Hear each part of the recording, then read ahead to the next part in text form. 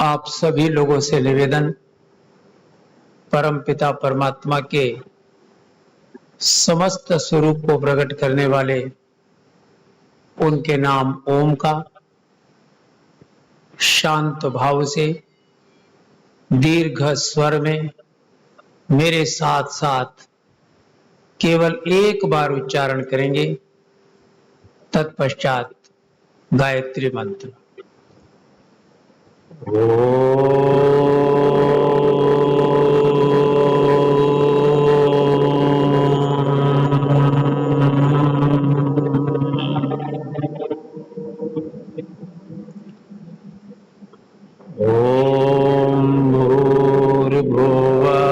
स्वः तत्सवितुर्वरेण्यं भर्गो देवस्य धीमहि धियो यो नः प्रचोदयात्।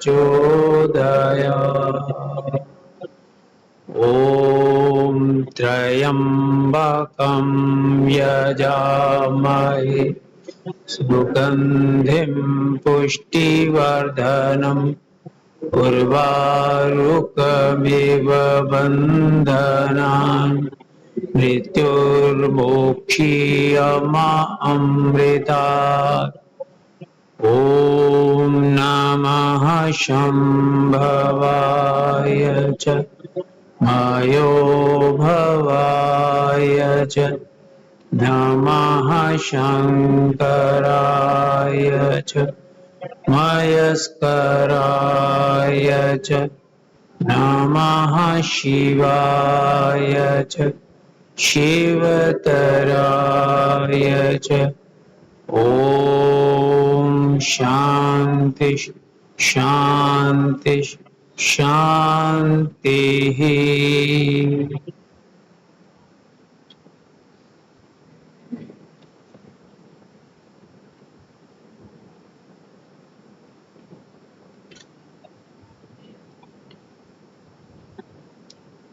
श्रद्धा भई मातृशक्ति एवं भद्र पुरुषों, योगेश्वर श्री कृष्ण और अर्जुन के मध्य संवाद के फलस्वरूप जिस ज्ञान की धारा का प्रवाह योगेश्वर श्री कृष्ण के मुखार बिंदु से होता है, उसी ज्ञान का चिंतन हम सब लोग यहां कर रहे हैं। श्रीमद् भगवत गीता का प्रथम अध्याय, जहां दुर्योधन उपसंगम्य आचार्य के पास जाता है और कहता है, पश्य, हे आचार्य देखो, एषाम, इनको देखो, पांडुपुत्राणाम, पांडु के पुत्रों को, महतीम चमूम, इस भारी सेना को देखो। अब भारी सेना पांडवों की लग रही है दुर्योधन को, है तो केवल 7 अक्षौहिणी सेना, और इससे 1.5 गुनी से भी अधिक तो कौरवों की सेना है। और इसके साथ कौरवों के पास भीष्म पितामह है, जिन्हें इच्छा मृत्यु वरदान प्राप्त था, और अपने समय के अजेय योद्धा द्रोण भी थे। लेकिन भारी सेना उसे पांडवों की ही दिखाई दे रही है। पश्य एताम पांडु पुत्राणाम, इन पांडु पुत्रों की सेना को देखो कितनी भारी है। व्यूढ़ाम द्रुपद पुत्रेण, इसकी जो व्यू रचना है ना, जो आर्मी को एक सेट पैटर्न में खड़ा करते हैं, जिससे कि कोई शत्रु अगर आ जाए तो निकलकर जा ना सके, ऐसी सुंदर रचना को देखकर दुर्योधन भीतर से थोड़ा सा डर गया था। और द्रोणाचार्य से कहता है तव शिष्येण धीमता, ये आपके बुद्धिमान शिष्य ने ही व्यूह रचना की है। धृष्टद्युम्न को इतना बुद्धिमान किसने बनाया? हे आचार्य, आपने ही बनाया, और शस्त्र विद्या में भी आपने ही निपुण किया। और आज अपनी उस बुद्धि का प्रयोग करके इतनी सुंदर और गुंथी हुई एकजुट व्यूह रचना उसने की है आपको ही हराने के लिए। और दूसरा अर्जुन, आपका प्रिय शिष्य, जिसे आपने सर्वश्रेष्ठ धनुर्धर बना दिया, वह भी अस्त्रों शस्त्रों से सुसज्जित आपके समक्ष आपके विरुद्ध खड़ा हुआ है। यहां वो याद दिलाता है चौथे श्लोक से कि पांडु सेना में कौन कौन से महारथी हैं, और फिर उसके पश्चात अपने कौरव सेना के महारथियों से परिचय करवाता है। तो वहां एक उदाहरण देता है सात्यकी का। सात्यकी भगवान श्री कृष्ण की नारायणी सेना का एक महारथी था, और योगेश्वर कृष्ण ने अपनी सेना दुर्योधन को दे दी थी, और वह कौरवों की तरफ से युद्ध को तैयार थी। लेकिन सात्यकी ने इंकार कर दिया, कहा कि हे योगेश्वर, मैं अर्जुन का शिष्य हूं, मैंने शस्त्र विद्या अर्जुन से सीखी है, तो मैं पांडव पक्ष से ही युद्ध करूंगा। वो नारायणी सेना को छोड़ करके पांडवों के पक्ष में आ गया था।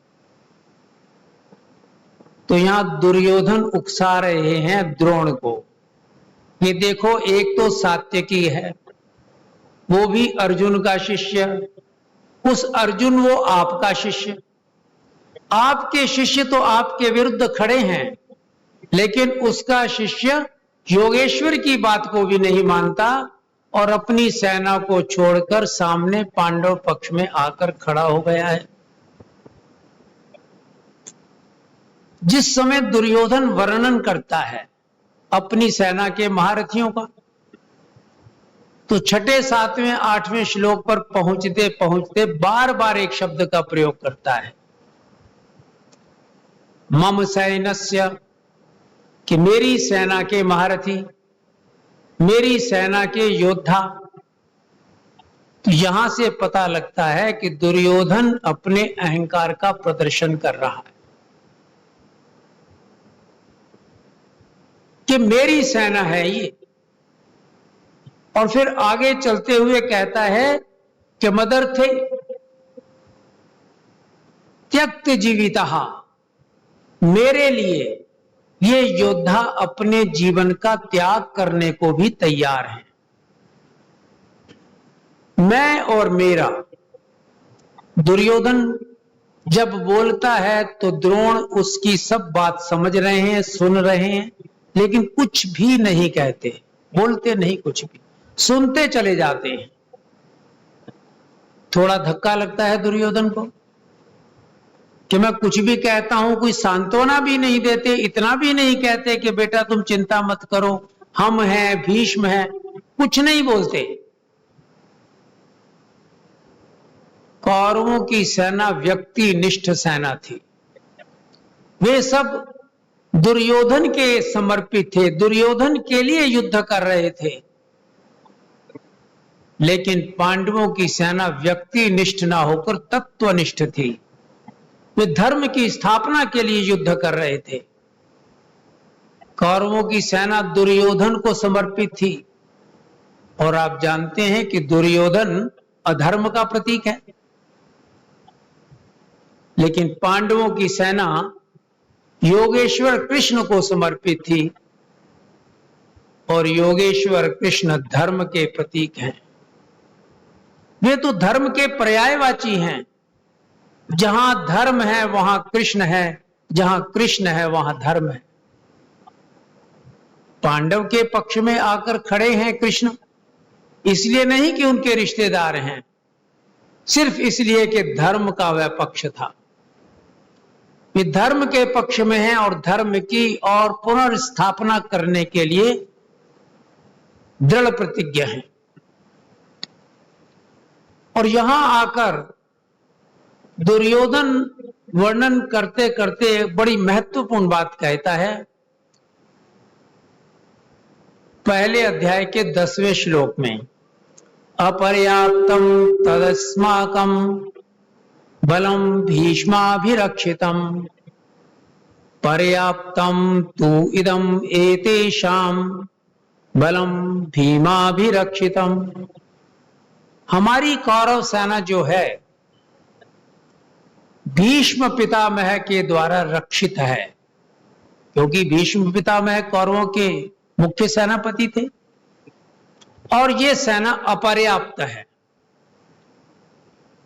और जो सामने पांडव सेना दिखाई दे रही है वो भीम के द्वारा रक्षित है और वो पर्याप्त है।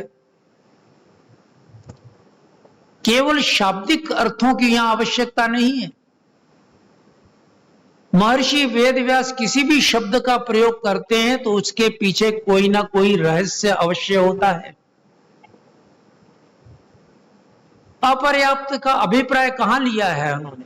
अमर्यादित, अनलिमिटेड। वो अपनी सेना को अनलिमिटेड बता रहा है, क्योंकि थी भी तो उनसे 1.5 गुनी से ज्यादा। और भीम की सेना को पर्याप्त अर्थात लिमिटेड बता रहा है, अर्थात वो हमारी सेना के सामने थोड़ी है।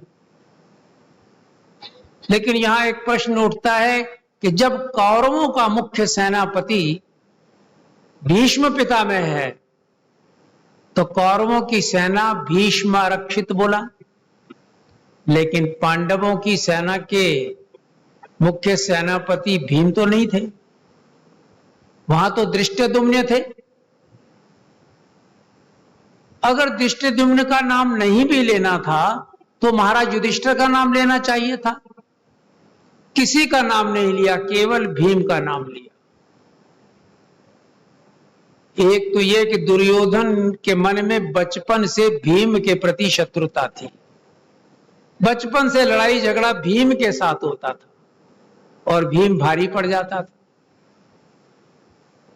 दूसरा, उसे पता था तो राज परिवार का और ज्येष्ठ पुत्र था धृतराष्ट्र का, उसकी कैलकुलेशन बड़ी ठीक निकलती थी। उसे मालूम था इस बात का कि अगर ये युधिष्ठिर के द्वारा रक्षित सेना हो तो ये युद्ध हो नहीं सकता। वो तो निष्काम कर्म का प्रतीक है, वो तो कामना से रहित है, उसे तो राज्य का भी कोई लालच नहीं है, तो फिर ये युद्ध नहीं होगा।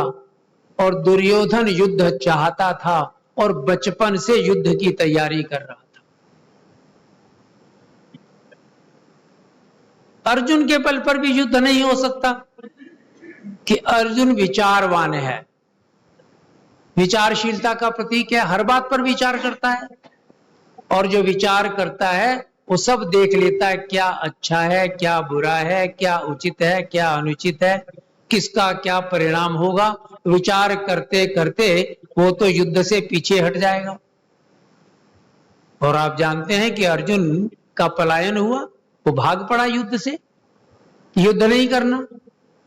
लेकिन दुर्योधन चाहता था युद्ध हो और उसे आत्मविश्वास था कि हम जीतेंगे, क्योंकि द्रोण और भीष्म मेरे पास हैं, सेना मेरे पास बड़ी है, सत्ता पक्ष का था, राज्य सिंहासन उनके पास था, सारी सुविधाएं उसके पास थी। तो चाहता था कि एक बार युद्ध हो जाए और ये मामला आर पार हो जाए, ये पांडवों का झंझट ही खत्म हो जाए। अगर युद्ध हो सकता था तो भीम के तल पर हो सकता। भीम ज्यादा विचार नहीं करता था, उसके मन में जो आया गदा उठाई और कूद पड़ा।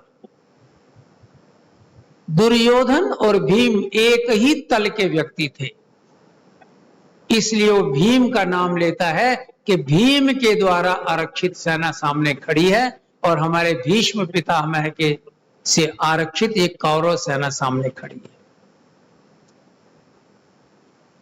इस प्रकार से अपर्याप्त का मतलब अनलिमिटेड लिया और पर्याप्त का मतलब लिमिटेड लिया। लेकिन यहां एक बात और है, पर्याप्त किसको कहते हैं? जो काफी होता है, जिसे एनफ कहते हैं, और अपर्याप्त नाकाफी, नॉट एनफ। एनफ का अभिप्राय क्या है? पर्याप्त का मतलब यह है कि जो युद्ध के लिए पर्याप्त है, युद्ध में जीत सकती है, और अपर्याप्त का मतलब युद्ध की शक्ति उसके पास कम है, जीतना उसका संदिग्ध है। तो यहां वो जब देखते हैं कि व्यूह रचना पांडव सेना की इस प्रकार से है, सब गुंथी हुई है, एकजुट है, सब लोग, कोई इधर उधर विचार नहीं करता, केवल युद्ध के लिए खड़े हैं और स्वस्थ मन से खड़े हैं। तो दुर्योधन कहता है इनकी सेना तो थोड़ी है लेकिन फिर भी युद्ध के लिए पर्याप्त है। हे द्रोण, हमारी सेना बड़ी है, हमारे पास योद्धा बड़े बड़े हैं, लेकिन फिर भी युद्ध के लिए हम लोग नाकाफी हैं, अपर्याप्त हैं। क्यों? क्योंकि जो दो मुख्य योद्धा हैं हमारे, भीष्म पितामह और द्रोणाचार्य, इनका पांडवों के प्रति सॉफ्ट कॉर्नर है। इनके मन में पांडव बसे हुए हैं। द्रोण का तो प्रिय शिष्य है अर्जुन, इसलिए द्रोण के जब तीर चलते हैं तो उनमें वो पैनी धार नहीं होती जो अर्जुन की तरफ जाते हैं। भीतर से तो वो अर्जुन को मारना भी नहीं चाहता, और भीष्म पितामह का तो सभी उनके पौत्र हैं, उनका तो कोई भी तीर अपनी शक्ति से पांडवों की तरफ जाता नहीं। बाकियों का संहार कर रहे हैं, युद्ध भी कर रहे हैं, कौरवों के पक्ष में भी हैं, लेकिन चाह कर भी अपने पांचों पांडव जो उनके प्रिय थे उनकी तरफ उनके बाण उस पैनी धार से, उस शक्ति से नहीं जा पाते। इसलिए कहता है कि हम अपर्याप्त हैं इस युद्ध के लिए। इसलिए वो कहता है कि इस युद्ध में हमारी जीत संदिग्ध है। अब होता क्या है युद्ध में, आपको पता ही है। भीष्म पितामह जहां खड़े हैं, जिनका रथ विद्यमान है, उनके ठीक साथ में द्रोण का है, और ये द्रोण के बिल्कुल साथ, भीष्म और द्रोण के बीच में दुर्योधन खड़ा है। अब द्रोण तो कुछ बोलते नहीं है, लेकिन भीष्म पितामह सुन रहे हैं सब। अब वो बड़े बूढ़े हैं, कुरुवृद्ध हैं, उन्हें लगता है कि हमारा तो कर्तव्य है बच्चों के उत्साह का वर्धन करना। तो दुर्योधन की बात सुन करके शंख उठाते हैं और उसको बजा देते हैं। चारों ओर नगाड़े बजने लग जाते हैं, इसलिए कि दुर्योधन प्रसन्न हो जाए, इसका उत्साह भंग नहीं होना चाहिए। आपको पता ही है, जब एक सप्ताह का युद्ध हो जाता है, कई दुर्योधन के भाई मारे जा चुके हैं, पांडव सेना में भी बहुत लोग मर चुके हैं, पांडव पांचों के पांचों बिल्कुल ठीक ठाक बैठे हैं। तो यहां दुर्योधन टॉन्ट कसता है भीष्म पितामह पर कि पितामह, आप इतने बड़े योद्धा, आप जैसा तो कोई है नहीं, लेकिन एक सप्ताह का युद्ध करने के पश्चात आप एक भी पांडव को मार नहीं सके, और आप में तो इतनी शक्ति है कि अकेले ही पूरी पांडव सेना को समाप्त कर दें। अब वो भी जोश में आ गए, और दुर्योधन तो पॉलिटिशियन बहुत बड़ा था, उसने कहा और उनको जोश आ गया, उन्होंने घोषणा कर दी कि कल प्रातः काल युद्ध प्रारंभ होगा, कल के दिन में पांचों के पांचों पांडव समाप्त। अब उनकी घोषणा क्या हुई, हलचल मच गई चारों तरफ। अब कृष्ण के माथे पर चिंता की लकीर। महाभारत में वर्णन आता है कि कृष्ण जन्म से मृत्यु तक जितने भी क्षण आए हैं, जितनी घटनाएं हुए हैं, वह प्रसन्न और मुस्कुराता हुआ ही दिखाई देता है। लेकिन पहली बार उनके माथे पर चिंता की लकीर आई और वो सोचने लगे कि अब क्या होगा। तो शाम को अपने सब पांडव भाइयों को लेकर अर्जुन को ढूंढने निकलते हैं। अर्जुन कहीं दिखाई नहीं दे रहा। जाकर देखते क्या है कि अर्जुन अपने टेंट में, अपने कक्ष में चादर तान कर सो रहा है। तो कृष्ण ने चादर को हटाया, कहा कि अर्जुन, तुम्हें पता है तुम्हारे वध का जो घोषणा हुई है वो भीष्म पितामह ने की है, और भीष्म पितामह जो कुछ भी कहते हैं उसकी महत्ता कितनी है आप सभी जानते हो। तो अर्जुन ने कहा, कृष्ण आप हो ना, कहकर चादर तानी और फिर सो गया। यहां महर्षि वेदव्यास संकेत देते हैं कि समर्पण का कितना सुंदर उदाहरण है। इसी को समर्पण कहते हैं। हम परमात्मा के प्रति समर्पित हो जाते हैं, शब्दों से भी, भावों से भी, लेकिन भीतर भीतर रहता है कि मुझे अपने लिए कुछ करना है, कहीं गड़बड़ ना हो जाए। हमारा समर्पण अधूरा होता है। और पूरा समर्पण तो वो होता है जो अर्जुन का कृष्ण के प्रति था। अब कृष्ण ही कोई ना कोई युक्ति या रास्ता निकालेंगे, और वो अपने आप रास्ता निकालते हैं और उनको बाहर निकालते हैं। आप देखिए, समत्वम योग उच्यते, समता का संदेश देने वाले कृष्ण, संतुलन का संदेश देने वाले कृष्ण आज स्वयं ही असंतुलित हो गए हैं। व्यक्ति कितना भी बड़ा विद्वान हो, कितना भी ज्यादा अच्छा व्यवहार कुशल हो, कितनी भी योग्यता हो, जीवन में ऐसे अनेक बार क्षण आ जाते हैं जब व्यक्ति असंतुलित हो जाता है, जब व्यक्ति को कुछ सूझता ही नहीं कि मुझे करना क्या है और क्या नहीं करना। ऐसी स्थितियां तो हर एक के जीवन में पैदा होती ही रहती हैं। फिर भी दुर्योधन आत्मविश्वास से भरा हुआ है कि विजय तो हमारी निश्चित है, जीतना तो हमने ही है। लेकिन पहले शत्रु पक्ष के महारथियों का वर्णन किया। इससे पता लगता है कि चाहे कैसा भी हो, उसमें किसी प्रकार का कोई कॉम्प्लेक्स नहीं था, किसी प्रकार की हीनता की ग्रंथि से पीड़ित नहीं था। वरना ऐसा कभी होता है क्या? जब भी कोई बात होती है तो व्यक्ति निंदा तो शत्रु पक्ष से प्रारंभ करता है, अपनी बढ़ाई करता है। और यहां कौरव पांडवों के महारथियों का वर्णन कर रहे हैं। आप जरा विचार करें, हमारे क्रिकेट का मैच हो पाकिस्तान के साथ, और शुरू होने से पहले हमारा कप्तान अपनी टीम को कहने लगे, देखो वो जहीर अब्बास कितनी अच्छी बॉलिंग करता है, वो देखो जी मियादाद कितनी अच्छी बैटिंग करता है, उड़ा देता है बॉलों को। ऐसा तो कभी नहीं होता। लेकिन वो हीनता की ग्रंथि से पीड़ित नहीं था, तथ्य को स्वीकार भी करता था। पहले भी अच्छे लोग होते थे, आज भी अच्छे लोग होते हैं। पहले भी बुरे लोग होते थे, आज भी बुरे लोग होते हैं।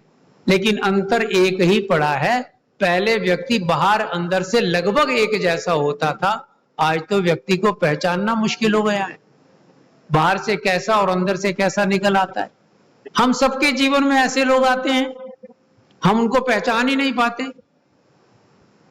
तो ये सब हीनता की ग्रंथि से पीड़ित होते हैं।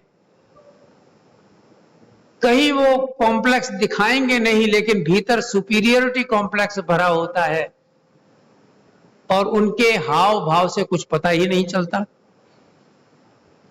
लेकिन दुर्योधन का जो राज्य था, उसके राज्य में आपने देखे होंगे, अभी सीरियल पीछे जब आए थे महाभारत, कहीं दुर्योधन के राज्य में हस्तिनापुर में आपको भिखारी दिखाई नहीं देंगे।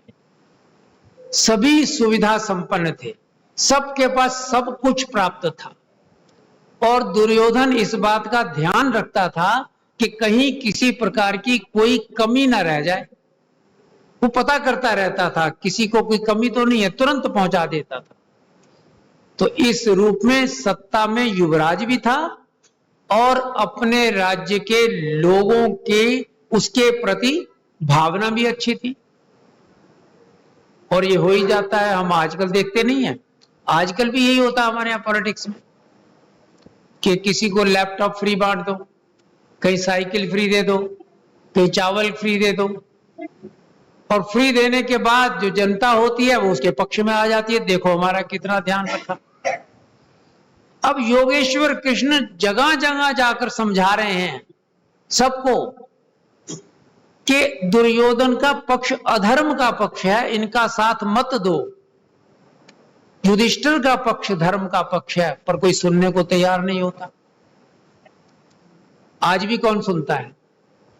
कितना ही सुना लो, जहां बिजली फ्री मिल जाएगी, जहां पानी फ्री मिल जाएगा, वोट तो वहीं जाएगा।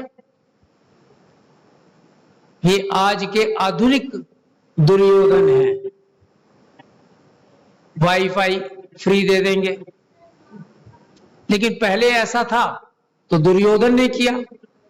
अब स्थान स्थान पर दुर्योधन हमको आज के समय में दिखाई देते हैं, लेकिन धर्म का पक्ष जो होता है वो हारता हुआ दिखता जरूर है, लेकिन अंत तो गत्वा विजय उसी की होती है।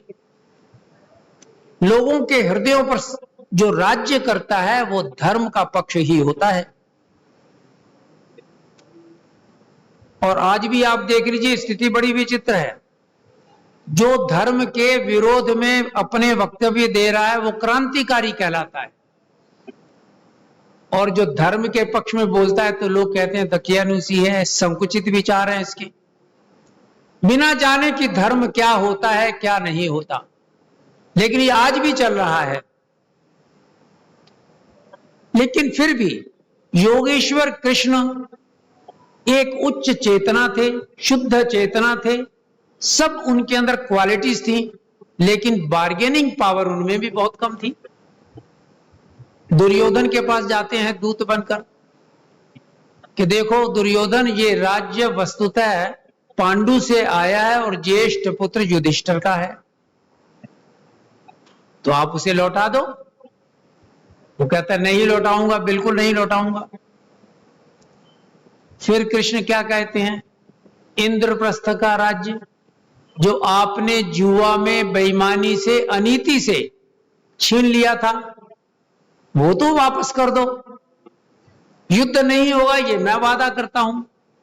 लेकिन दुर्योधन कहता नो, ये भी नहीं दूंगा। आप जानते हैं कि अंत में कृष्ण ने कहा कि हे दुर्योधन, 5 गांव सिर्फ दे दो इनको, वो इससे ही संतुष्ट हो जाएंगे। तो दुर्योधन ने वो भी इंकार कर दिया कि नहीं दूंगा। और एक महाभारत में श्लोक आता है, वहां पर शुच्यग्रम नैव दास्यस्ति युद्धेन बिना, कि बिना युद्ध के सुई की नोक के बराबर भी मैं भूमि नहीं दूंगा। आप सोचिए कृष्ण में कितनी क्वालिटीज थी, योगेश्वर कृष्ण थे, लेकिन नहीं कन्विंस कर पाए दुर्योधन को। अब इतनी बार्गेनिंग पावर नहीं थी।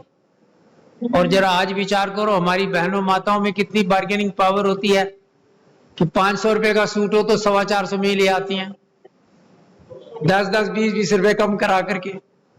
लेकिन वहां बार्गेनिंग पावर नहीं थी, कन्विंसिंग पावर नहीं थी।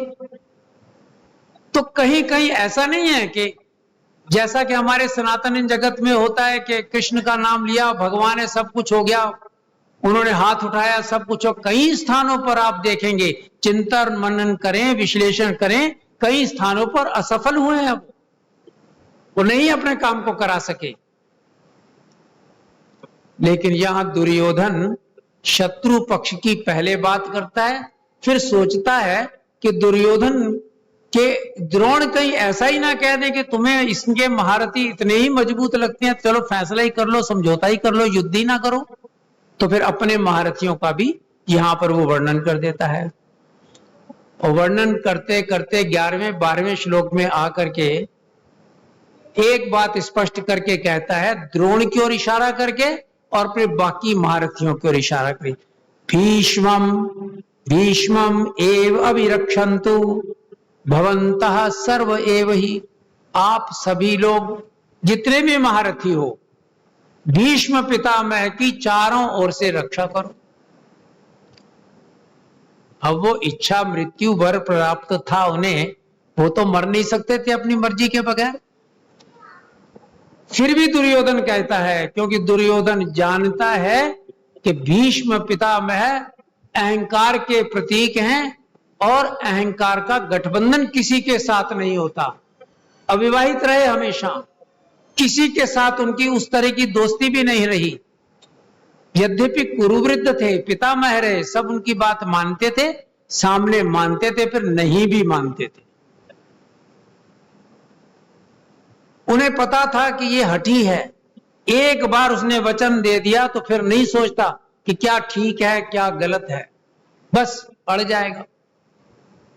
वो जानते हैं कि दुर्योधन उचित नहीं है, धर्म के विरुद्ध है, इसका व्यवहार भी ठीक नहीं है, फिर भी उसका पक्ष लेते हैं, क्योंकि उन्होंने वचन दे दिया था कि हस्तिनापुर के सिंहासन के साथ मैं बंधा हूं, मैं उसकी रक्षा करूंगा, चाहे कोई भी उस पर बैठ जाए। उन्होंने एक वचन और दिया हुआ था कि पुरुष के सिवा वे किसी के ऊपर अस्त्र नहीं चलाएंगे। और दुर्योधन इस बात को समझ रहा था अपनी कैलकुलेशन में, अगर कहीं द्रौपदी को सामने खड़ा कर दिया गया या कहीं किसी और को खड़ा कर दिया गया तो हमारे भीष्म पितामह कुछ भी नहीं कर पाएंगे। और कालांतर में आप जानते हैं ऐसा ही हुआ। शिखंडी को लाया गया, सामने खड़ा किया गया, शिखंडी को देखते ही उन्होंने अपने धनुष बाण सब अस्त्र शस्त्र त्याग दिए और शिखंडी के पीछे खड़े होकर अर्जुन ने भीष्म पितामह पर वार किया और वो धराशायी हुए। उन्हें इस बात का, अर्जुन दुर्योधन को इस बात का एहसास था कि जीतना तो हमने ही है, विजय हमारी निश्चित है, लेकिन कहते थे कृष्ण एक खतरा है, पता नहीं किस करवट बैठ जाए। और आप जानते हैं भीष्म पितामह, द्रोणाचार्य और कर्ण, तीनों के तीनों जब धराशायी हुए हैं तो उसका कारण कृष्ण बने हैं। कृष्ण की युक्ति से ही ये काम हो सका है, अन्यथा ये काम नहीं हो सकता था। भीष्म पितामह अहंकार के प्रतीक रहे हैं और हमारे शास्त्र कहते हैं कि अहंकार भी हमारे भीतर मुख्य रूप से 3 प्रकार का होता है। एक शारीरिक अहंकार, एक मानसिक अहंकार, एक बौद्धिक अहंकार। आपको याद होगा कि प्रारंभ के दूसरे तीसरे प्रवचन में हम प्रतिक्रिया कैसे देते हैं, शरीर का क्या काम है, मन का क्या काम है, बुद्धि का क्या काम है, इसकी हमने चर्चा की थी। और हमने कहा था इनको स्मरण में रखना है ताकि हम आगे के श्लोकों के भीतर जो रहस्य है वो समझ सकें। ये शरीर तो प्रतिक्रिया देता है, ये शारीरिक प्रतिक्रिया है, किसी को उठाकर थप्पड़ मार दिया, किसी को पत्थर मार दिया। लेकिन जब मन से होता है, मन से का अभिप्राय मन के नियंत्रण में इंद्रियां होती हैं, इंद्रियों से जब किसी के प्रति कोई हिंसा की जाती है तो वहां मन से ही नियंत्रण करना पड़ता है। और तीसरा होता है बौद्धिक, कि क्या ठीक है क्या ठीक नहीं है। देखो वहां मैंने निर्णय लिया था और आज देखो सफलता प्राप्त हुई है, ये भेद मेरी बुद्धि ने किया था, क्या उचित है क्या अनुचित है, और मैंने उचित को अपना लिया, ये भी अहंकार है। भीतर कितने ही प्रकार का अहंकार भरा पड़ा है। और याद रखना ये केवल मात्र प्रतीक है कि भीष्म पितामह इच्छा मृत्यु वर प्राप्त किए हुए हैं, वस्तुतः वो अहंकार के प्रतीक हैं और हमारे अहंकार को इच्छा मृत्यु वर प्राप्त है। ये अहंकार जब चाहेगा तो मरेगा, कोई इसको मार नहीं सकता। सामने से तीर आ रहे हैं, अर्जुन तीर चला रहा है, पहला तीर आया हमारा बंगला गया, दूसरा तीर आया हमारी गाड़ी गई, तीसरा तीर आया हमारी प्रतिष्ठा गई, चौथा तीर आया हमारी बुद्धि गई। तीर आते जा रहे हैं, सब कुछ चलता जा रहा है। तीरों की शैया के ऊपर अहंकार रूपी भीष्म पितामह पड़े हैं, लेकिन उनमें अभी भी अहंकार है कि देखो तीरों के ऊपर भी मैं पड़ा हूं, मैं इसको सह रहा हूं। ये भी एक प्रकार का अहंकार है। अहंकार जाता नहीं है, लेकिन जब वो अंत में क्या कहते हैं कि हे प्रभु,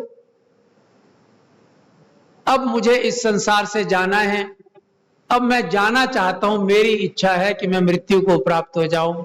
ठीक इसी प्रकार से हम अपनी विधियों से अपने एक एक अहंकार को मारते चले जाते हैं। जब सारे अहंकार मर जाते हैं तो फिर हमारे मन में एक भाव रह जाता है कि देखो मैंने अपने को अहंकार से मुक्त कर लिया। और अहंकार से मुक्त होना भी अपने आप में अहंकार है। वो अहंकार कब जाता है? वो तब जाता है जब हाथ जोड़कर हम कहते हैं कि हम तो थक गए, हे प्रभु मेरा आपके प्रति समर्पण है, आप अब तो मुझे मुक्त करो। धियो यो न प्रचोदयात, कि हे प्रभु तू मेरी उंगली पकड़कर ले चल, अब मेरे भीतर कोई प्रश्न नहीं, कोई रास्ता नहीं, तू जिधर ले जाएगा वही मेरा रास्ता है। इस प्रकार का समर्पण जब हमारे अंदर पैदा होता है, गायत्री मंत्र का सही मानों में उसके अंतिम भाग जो समर्पण का सूत्र है, वो हमारे जीवन में जब उतर जाता है, जब हम उसे आत्मसात कर लेते हैं, तो व्यक्ति समर्पित हो जाता है, तभी वह इनसे मुक्त हो जाता है। ओम शांति।